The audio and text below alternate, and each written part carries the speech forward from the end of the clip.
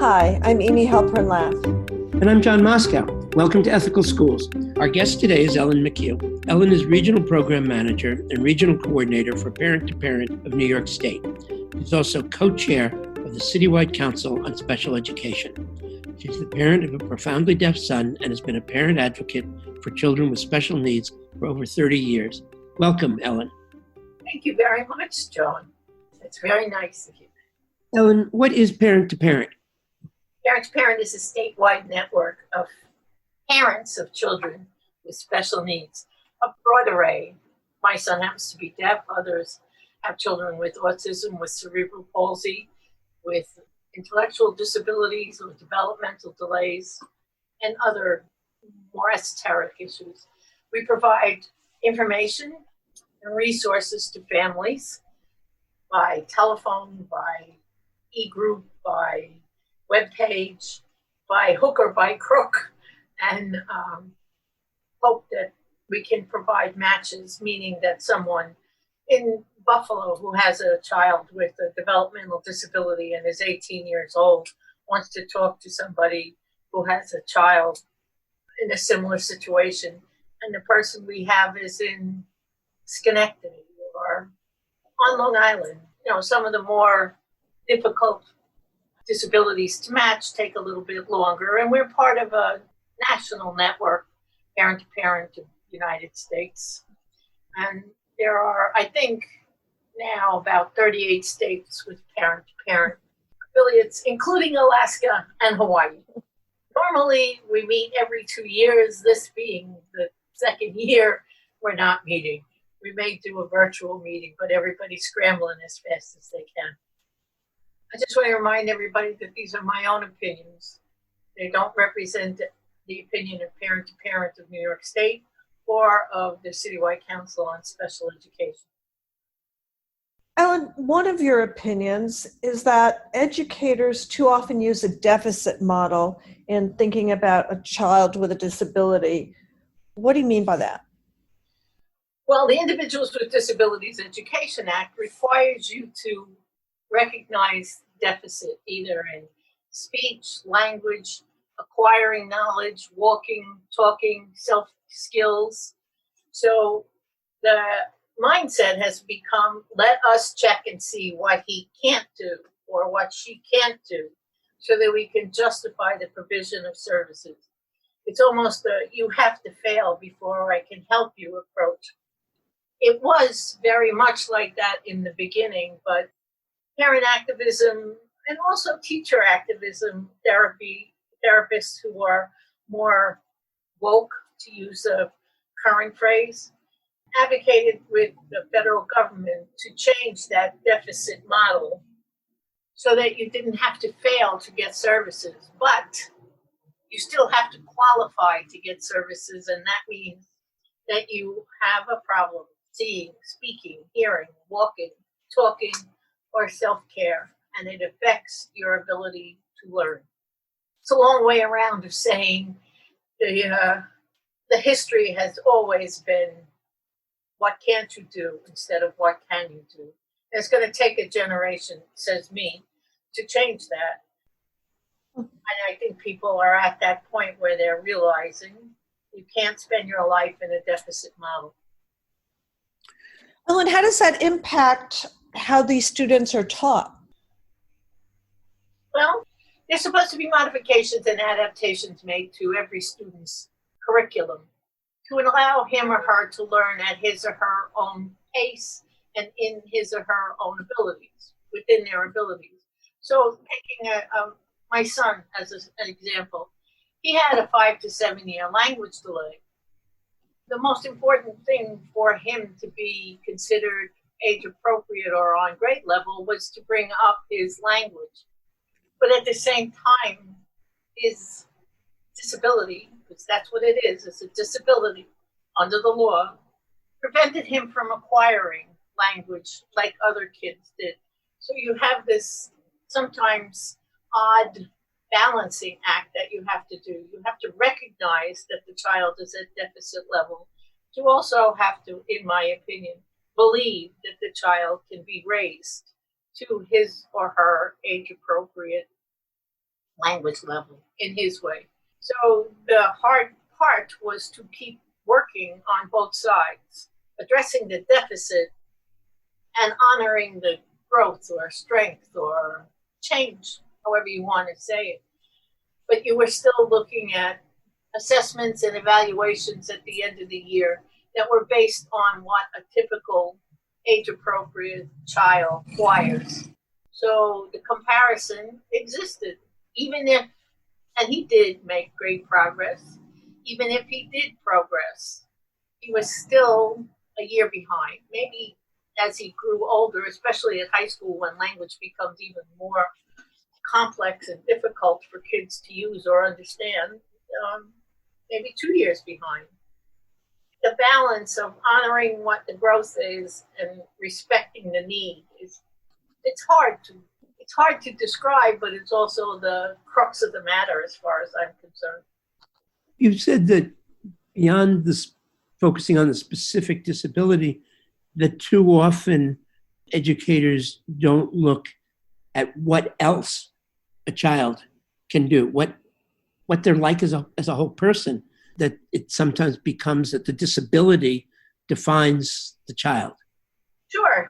Large bureaucracies, in order to make things shorter, so you don't have to say, oh, that child who has a severe to profound bilateral sensory neural hearing loss says, oh, that's the deaf kid, or that's the SPED, short for special education.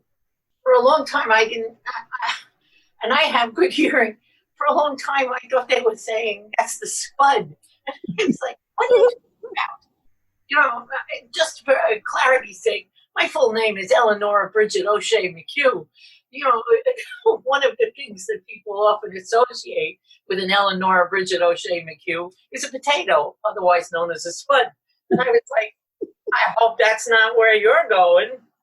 But, you know, it's an easy way to type, to slot, to align, to put into a box, if that's what you want to call it. It's not very fluid. Yes, he is deaf and will continue to be deaf all his life unless he's struck by lightning and a miracle occurs. But he also had other talents. He was very capable as an athlete. I mean, really. Even, you know, parents happen to be easily impressed by their kids' skills.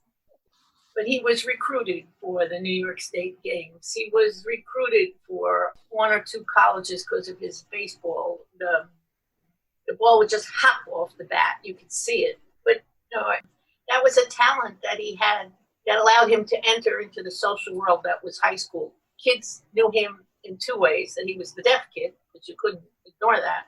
But he was the deaf kid who played baseball. He was the deaf kid who had 3 letters. So he lettered in baseball, soccer, and in basketball. And I have to tell you, Rourke is short. Rourke is 5'7". So lettering in basketball was a very big surprise to all of us. But anyway, the kids knew him in a different way.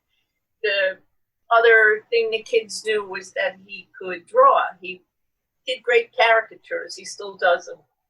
For his own amusement, not for anything else. So he was the deaf kid who was in my English class, who played baseball and could draw. There were 4 layers to this child. To the person who provided therapy, and I am not looking to say they were mean or cruel, but to the person who provided the speech and language therapy, he was the deaf kid. You've described lack of respect given to parents as a big problem. Can you elaborate? It's a double-edged sword. There are times when you go for, especially in the beginning, you're still sort of dealing with the shock or the loss of goal, the loss of aims and hopes. You know, someone's told you, either at birth or later on, there's something wrong. They haven't said there's something right. They've said there's something wrong. He doesn't hear, he doesn't walk. He's developmentally delayed. She has Down syndrome. And there is this expectation that you know what that means when the baby is handed to you. You don't. So rather than trying to explain it to you, because the people in hospitals or at therapy sites they all have their own approach to how to work with the family or how to draw a family out. We'll say, here's your deaf child. What do you think we should do? Which is really nice in one end, but at the other end, it's like, I don't know. I've never had a deaf person in my family. So then they say, well, have you ever found out about this disability? And you go back to your parents. My parents were immigrants. And I said to them, Ma, Pa, anybody deaf in the family? And my father said, no, but you had an uncle who got hit in the head when he was little. He was a little different. Daddy, that's not what I wanted to know. But my mother-in-law said to me, John, that's my husband, he always had terrible ear problems when he was a kid. We were always taking him to the doctor. No, this is not an ear problem. It's not a knock in the head. It's a permanent issue. So you have that juxtaposition. People expect that you're going to find out why your child is developmentally delayed. Did anybody in the family have Down syndrome? Did other people have children with special needs? It opens up any number of, you could say, avenues to explore your history, but you could also say wounds. You get into early intervention, you get into the Committee on Preschool Special Education, you get into the Special Education Committee. Everybody has the same question. Could you tell us, Mrs. McHugh, what happened? Could you tell us, Mrs. McHugh, what happened? By the third go-round, I was like, no, it's right there. It's in the paperwork. Well, Mrs. McHugh, what do you do at home?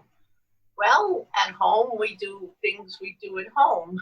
We try and develop his language. We try and get him to use his medial Ks and his final S's. We learn the lingo of developing language, but we don't necessarily learn the lingo of getting people to respect us, because when you still walk into that room, whether you're discussing the medical issue or the education issue, there's 6, 8, 10 people there. Everybody's got a title. Everybody's a doctor or a therapist or a speech and language person or the IEP teacher or the specialist in this and the specialist in that. Everybody's got tons of paper in front of them, piles this big by the time you're in high school, and everyone still looks at the parent and says, hello, mother. I'm not your mother. I don't want to deal with the issues you had with your mother. You can call me Ellen. You can call me Hey You. You can call me the Wicked Witch of the West. You can call me Mrs. McHugh. But please have the courtesy to ask me how I want to be addressed. This especially works out poorly in communities of immigrants. Many people come here and the only thing they have is their Mr. or Mrs. It's really not appropriate to call somebody Poppy or Mommy. Better to call them by their names. And then ask them for information. What does your child like? How does your child interact with other children? What do you think would be beneficial to work with your child? Does your child like colors? Does your child like music? How do you get to your child when your child is craving attention from you? And not just food and not just pretzels. What do you do with your child? What do you know about your child? What can you tell us your child does? It's not often that those questions are asked. The process is you sit down, people introduce themselves, and somebody reads the psychological, somebody reads the educational, somebody reads the speech and language, somebody talks to you about OT and PT. Do you understand? By this time, of course, it's like Charlie Brown's teacher. All you can hear is wah, wah, wah, wah, wah, wah, because the first words out of everybody's mouth are, we're here to discuss your child who has a long list of deficits. That's a long way, I guess, of saying, even though the IDEA insists that the parent be a full and equal participant in the creation of the IEP and the selection of placement and program, and that the Department of Ed, whether it's in New York, New Jersey, or California, is required to give you the information to help you make an informed decision. There's no, guess, peaceful way to say this, except to say that it's an information dump and you're expected to plow through it on the spot right there while you're discussing something that's going to impact your child for the next 10 months. So these relationships were already strained. How has the shift to remote learning because of the pandemic affected the relationships between teachers and parents and also the students? Oddly enough, there's been a realization about how hard teachers work with students and how hard parents work with students.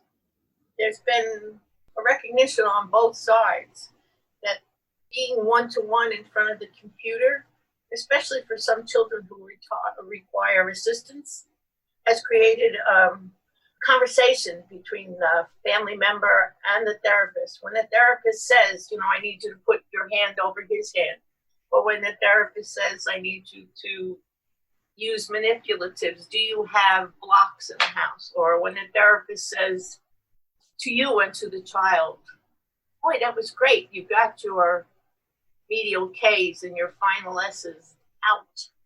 How are we going to do this so that you can say the word truck and when you're not in therapy? It's also been difficult for those kids who are little. The little ones really can't spend their time focused like that. It's hard enough when you're an adult, but now you're 3 or 5, maybe even 7, and you're looking at a screen and it's really not moving. It's not anything like you expect. It's somebody talking to you. You ever remember it was an old TV show called Max Headroom? It was just a head that would pop up and talk. And that's kind of what happens. Not all the time. I think that the teachers, the staff have made great strides in personalizing things they never thought they could do. Most staff would never really be interested in assistive technology when they had a class of 26 kids. Now you talk assistive technology and everybody wants to know, what are you using? Are you using an iPad? What device are you using? Do you like Samsung or do you like Google Classrooms?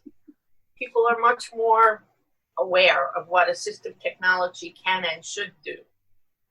Even with children who have dyslexia, enlarging the letters on the screen and creating different setups for paragraphs is so much easier when you can do it on a computer and keep it, instead of having to do it individually every time, so that the child can concentrate on the words or there isn't so much distraction. One of the classic things about dyslexia is supposedly, and I'm not an expert, it's better for a dyslexic child to have a light blue background and black letters rather than black and white, because black letters sometimes look like chicken scratch. This is, an old example, but it's still an example of how you can take a look and adapt the background of a piece of paper or the color on the piece of paper so that the child can concentrate more than he or she would before, or adapt math examples. It's a whole lot easier for a child who is dyscalculic to look at a math example on a computer, see the lines, see the way things should lay out. When you're writing it yourself and you're dysgraphic, you're all over the sheet of paper. It's not a cure, but it certainly has allowed people to be much more flexible about assistive technology.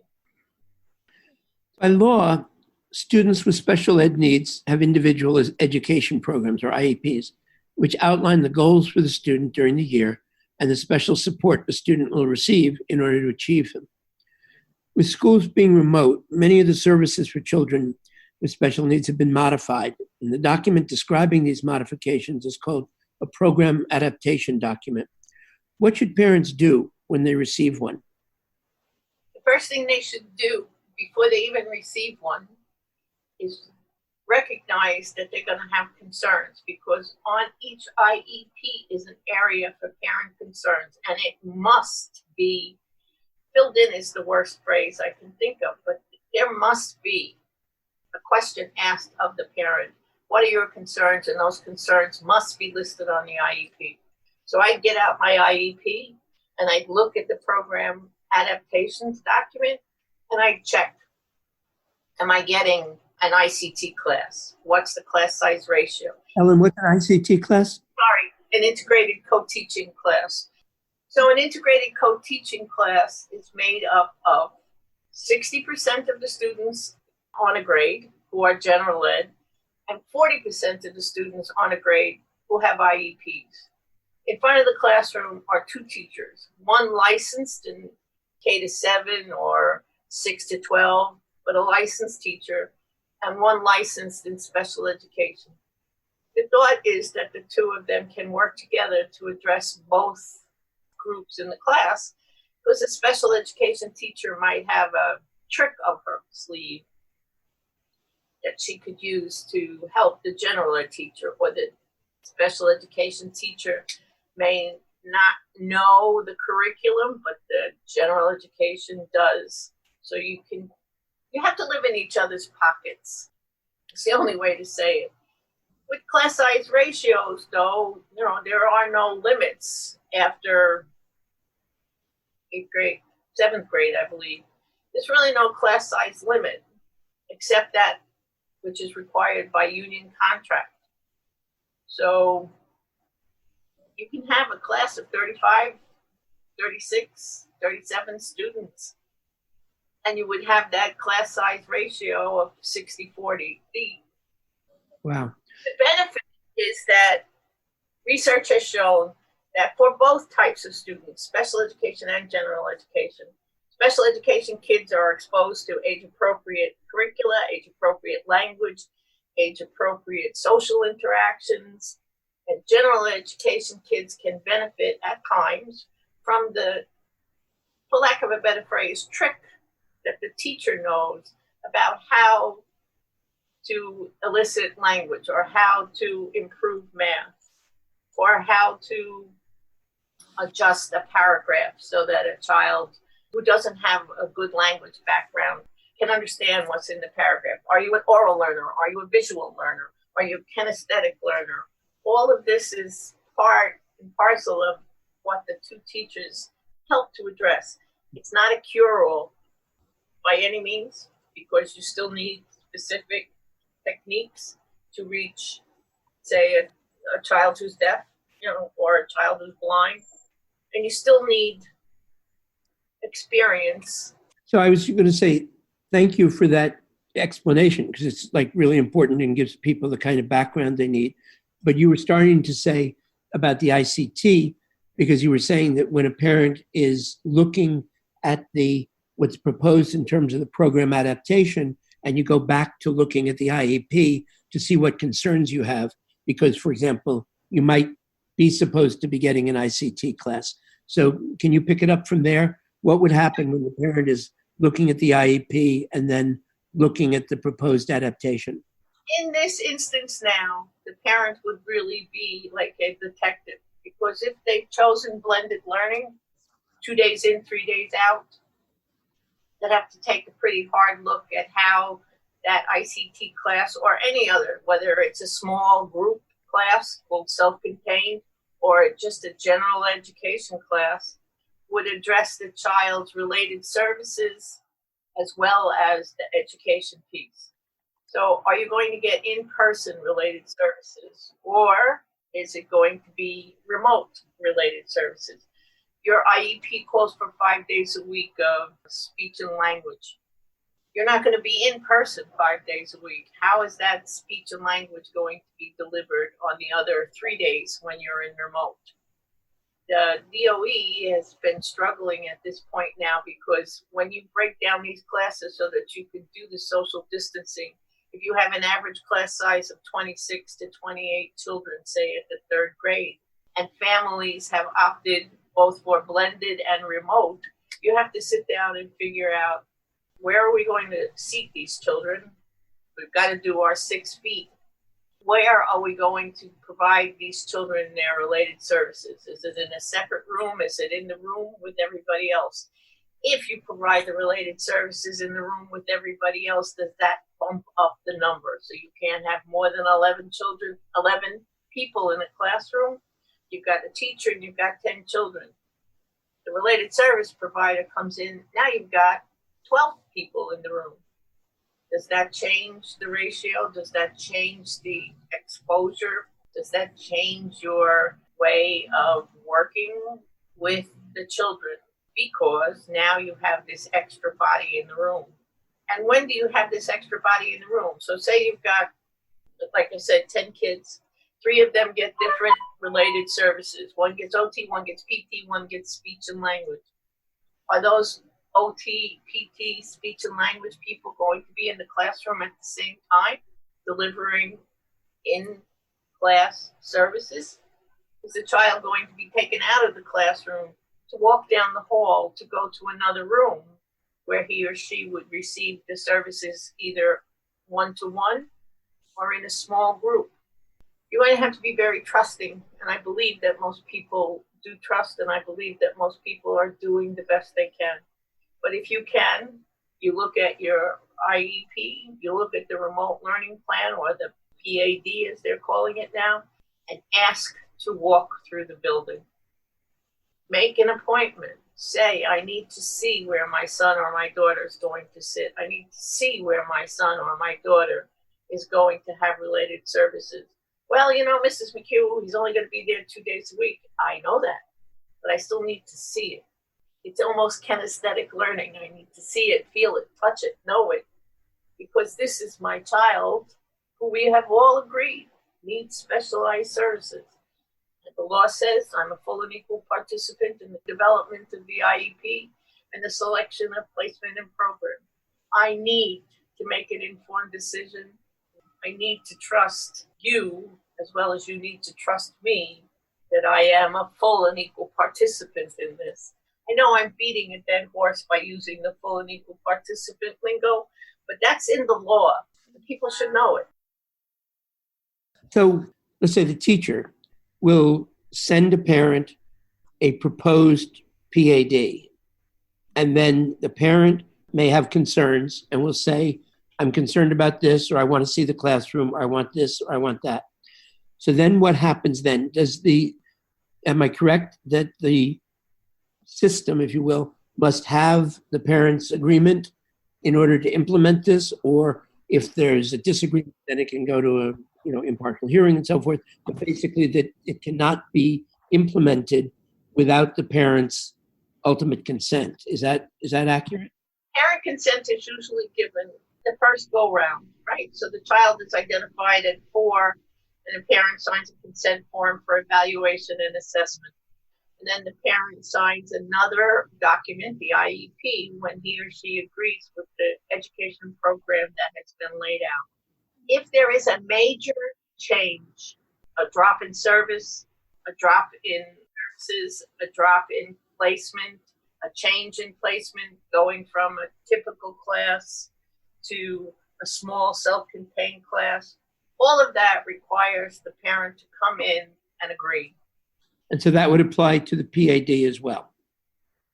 To my mind, yes. And to most people who are doing advocacy work, yes, because the way the DOE has set some of these things out, there's always a line, or as best as we can, or as circumstances permit, or as resources allow.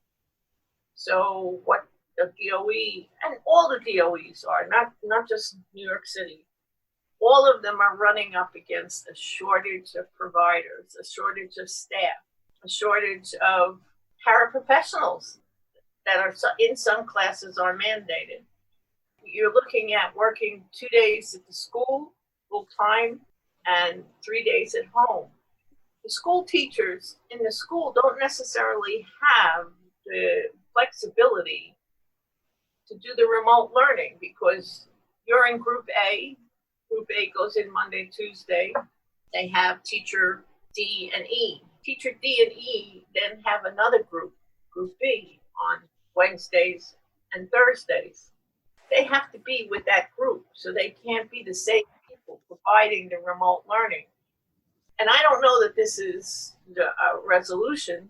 In some states, they have put in wide lens cameras so that the teacher is always on camera all 5 days that he or she is in the classroom.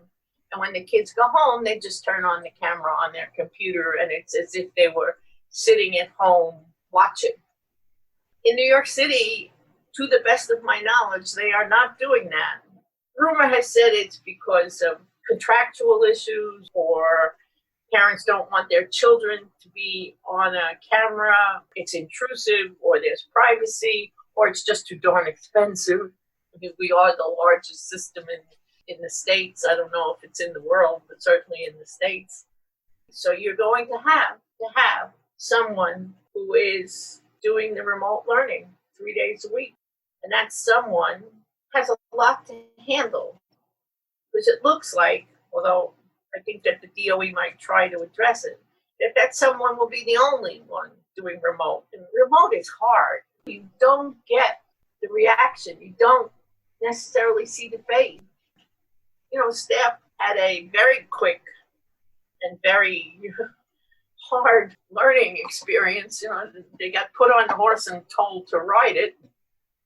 A lot of staff took off over the summer, which is not a bad thing either. So now they're coming back and having to look at their skills again, look at their coworkers for some hints, I guess would be a better way to put it. And they're all under tremendous pressure to perform, to be as similar as they can be if this was not a middle of pandemic. And it's a hard thing to do no matter what. And now you're talking about 1.1 million children. I don't know. I've heard 84,000 staff members, but I don't know if that's right. So in addition to giving parents the information that they need to make informed decisions about their children's education, what kinds of supports would you like teachers to give parents during the pandemic? Me? I wanted the teachers to only teach 4 days a week and to spend 1 day a week with the families. That was my suggestion. Everybody looked at me cross-eyed, but I think now people are beginning to realize this because their experience teaching via remote learning and having to work with the families, because God bless it, I know my kids, I would have had to drag them over and nail them into a chair if they were home.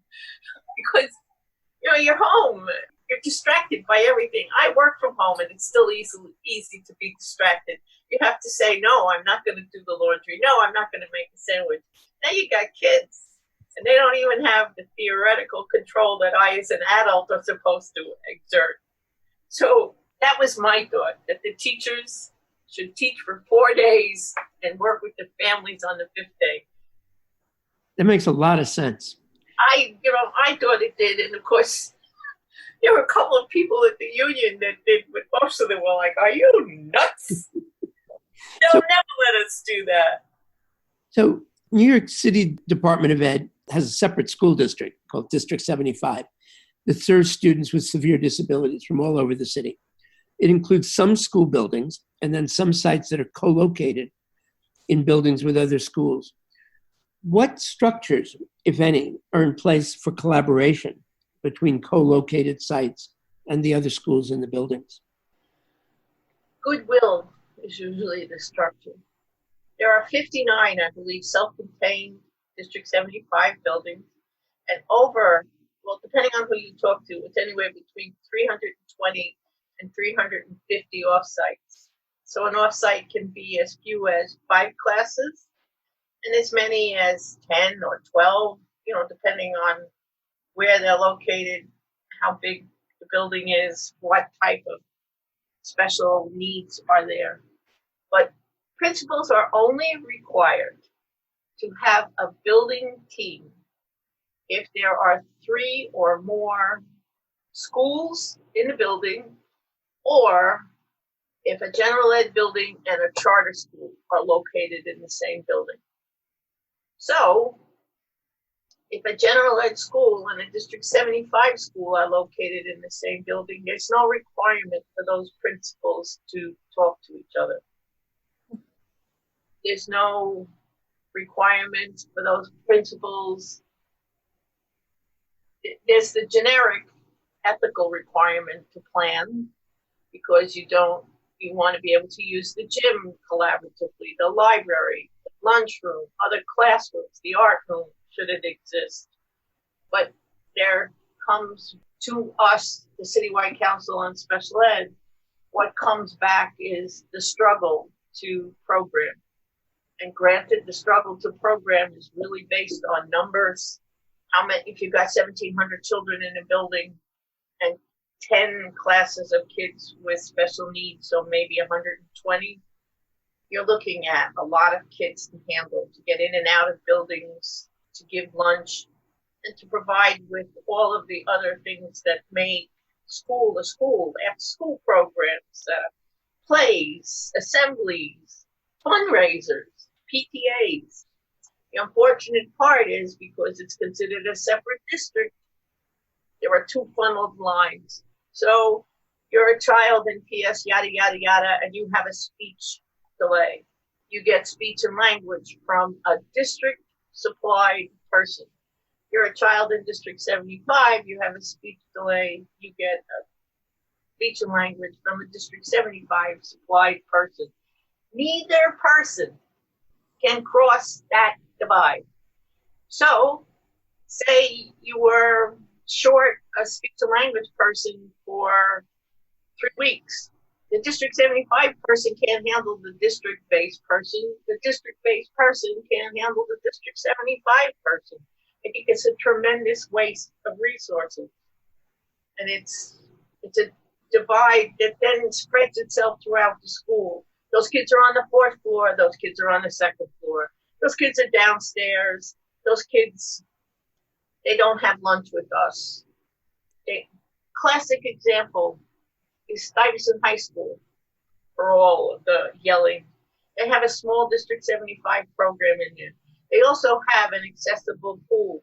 The kids in District 75 have never been in the accessible pool, even though 1 or 2 of them were there and did use wheelchairs. 993 is located at Frank Sinatra. They did not want to give the students who were District 75 students a Frank Sinatra diploma, because after all, they weren't our students. In another school, they didn't want to allow children who were able to participate in a sports team to participate in the sports team, because after all, they weren't our children. It's an unfortunate division created artificially by funding. And I understand what District 75 people mean when they say we have tremendous talent and we need to make sure that our children are well educated. So we need the control of our funding so that we can plug a hole here or provide something there. But at the other end of it is, there's no, for lack of a better word, cross-pollination. And the folks in District 75 have some tricks of the trade that they could certainly give to the general ed teacher, and the general education teacher in PS yada, yada, yada could certainly expose folks in District 75 to the standard curriculum, even if it has to be very dramatically adapted for the District 75 child who's reading at a 1st grade level. It's still not a bad idea to expose them. Wow. I understand the funding issues, but I still can't imagine what that looks like, the message that gives to children, when they're segregated in that way. The kids will tell you, no, I'm not one of them. That's not my school. I'm just going to use the number because it comes to mind. I'm at 993. They're at Frank Sinatra. We're different. How do you cross that boundary without having some kind of school planning team, school cooperative team, principals talking to each other, a more proactive co-planning? And I know I sound like I'm wearing rose-colored glasses, But maybe this pandemic has forced people to look at how they can cross those divides and how they have to plan, how they have to be different than they were before. Ellen, what would that proactive planning look like? Well, just use of the schoolyard. So, okay, there are classic examples. The kids from District 75 are on a different bell schedule. So they have to be in school I'm just picking hours, at 8:10. The general ed kids don't have to be at school until 8:30. So the general ed kids are playing in the schoolyard for the most part. They get to school a little earlier. Why is it that District 75 kids have to be led into classrooms? Why can't the bell schedule be the same? Principals say, and I understand what they're talking about, when you've got big schools, you've got 400, 600 kids coming into a building, that you have to use all your entrances. But why is it only the District 75 kids go in that entrance? Well, they use wheelchairs. Yeah, well, people stand on the corner at the curb cut and see somebody use a wheelchair. Think they step on them then? Well, they're blind. They could trip and fall. Children trip and fall all the time. The one place for kids to get to know each other is usually on the play yard or the playground, however you want to describe it. The other thing is probably lunch. Granted, you would not want to overcrowd your lunchroom. But at the same time, there's absolutely no reason why you can't have a mix of kids together. We talk about diversity and we talk about respect for all and we talk about excellence for all, and we forget that disability is a diversity. And I'm not looking to be trite, believe me. But disability is part of the diversity issue here. So you don't hear like other people do, or you don't read like other people do. Why do you have to go in a separate door? Or why do you have to be on a separate class schedule? There's still stories in the paper about, PS yada, yada, yada had a school fair, but the District 75 kids weren't allowed to attend. Or you have gifted and talented programs. In my own home district, there's a building that's all gifted and talented kids. When they decided that they were going to include some kids from District 75, the building went berserk. Staff, parents, principals, they're going to pull down our scores. They're not going to be part of our community. They don't come from our community. They're going to be bussed in here. It was a junior high school. Everybody was being busted. Not everybody came from the community, and not everybody had the same reading and math level either. So people had to say to them, no, District 75 kids are not included in reading and math scores because they can't do it. It was like somebody hit you in the stomach. So, a lot of what you're describing in terms of this sort of resistance to students with IEPs being included as one of our kids rather than one of their kids, just is unethical.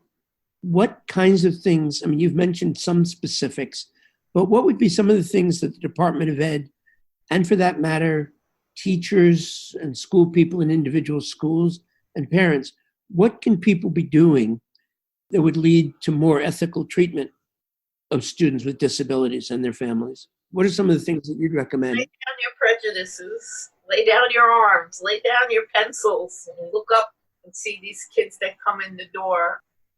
About 8 years ago, the feds came down on New York City very hard for the number of kids that were in self-contained classes in districts, not only District 75, but in districts. So something called a New Pathways to Success was developed to integrate children who have IEPs into typical school buildings. In some buildings, people actually said, well, what the hey, let's give it a go, In other buildings, the reaction on the part of staff and community was, no, they don't belong here. part of the problem was there wasn't an explanation. When it was first implemented, it was only supposed to be kindergarten and first grade, 6th grade in junior high school, 9th grade in high school. But nobody communicated that effectively with the schools. So entire schools thought that they were going to have to develop integrated co-teaching classes on every level by September X. And that's not what it was. It was the entry classes, the entry-level classes were being worked on to include or integrate, however you want to call it. So now we're about 9 or 10 years into it. One of the positives that has occurred is an increase in reading levels and an increase in graduation. They are nowhere near where they should be, but there has been a noticeable increase in reading and math scores and in graduation. But, the other end of that argument is if they're still below grade level or still below average, what are we doing to raise those things? And I think, this is my opinion, people had become complacent. And again, I'm going to say this virus may have shaken people right down to their very toes and forced them to look at different ways to educate all children. I hope, it's my belief, most people are ethical. Sometimes they get lost, and other times, this is the system. Huge bureaucracies just move along. People at this level say great things, and somebody who's teaching a 2nd grade class who hasn't gotten the resources and hasn't seen a supervisor for a support service in 3 weeks hasn't got the heart for all of the big words that people are using at the top level when she's seeing children struggling or working as hard as they can, and she knowing that she's doing her best, but she hasn't cracked the code, feeling frustrated. So there's tremendous lack of communication in the middle. And part of that lack of communication in the middle is the way bureaucracies roll out their latest platform or their latest innovation. They roll it out in paper. They don't roll it out in discussion. People at the top create teams. They bring in their best. They sit down. They develop this. They're really pleased. And sometimes it is pleasing. And then they roll it out in paper and they hand it out. The principal says, oh, good grief. I've got another, they want me to change math again. Or says to the teacher, the way you were having everybody sit and read on the rug, we're not going to do that anymore. We're not going to do rugs, we're going to do frogs. I'm being facetious, but they roll out paper, and it's well intended. But the people who are developing this paper are talking to themselves, and they are saying the same thing to each other. And after a while, it rings a bell, and it sounds so good. But you still haven't said to Mr. or Mrs. So-and-so in the 2nd grade, what do you think? What do you know? What would you do? Oh, well, we want this child to have an integrated co-teaching class, and you can do this. Integrated co-teaching with age-appropriate peers, having age-appropriate social experiences, exposed to an age-appropriate curriculum, and learning age-appropriate language. And if I was a teacher, I'd look at them and say, heavens, what do you think I have been doing? I might say it in a less calm manner. But what do you think I've been doing here? Well, we certainly hope that the disruptions caused by the pandemic will lead to some more real listening. Perhaps the administrators will start listening to teachers, and teachers will start listening to parents, and perhaps we all can start listening to students. Thank you so much, Ellen McHugh of Parent to Parent. Thank you very much for being so patient and listening to me yap and rant. This is almost cathartic after all these years. And thank you, listeners. Please subscribe wherever you get your podcasts and give us a rating or review. This helps other people to find the show. Check out our website, ethicalschools.org, for more episodes and articles, and subscribe to our monthly emails. We post annotated transcripts of our interviews to make them easy to use in workshops or classes. We work with consultants to offer customized SEL programs with a focus on ethics for schools and youth programs in the New York City area. Contact us at hosts@ethicalschools.org or on Facebook, Instagram, and Twitter at Ethical Schools. Our editor and social media manager is Amanda Denty. Until next week.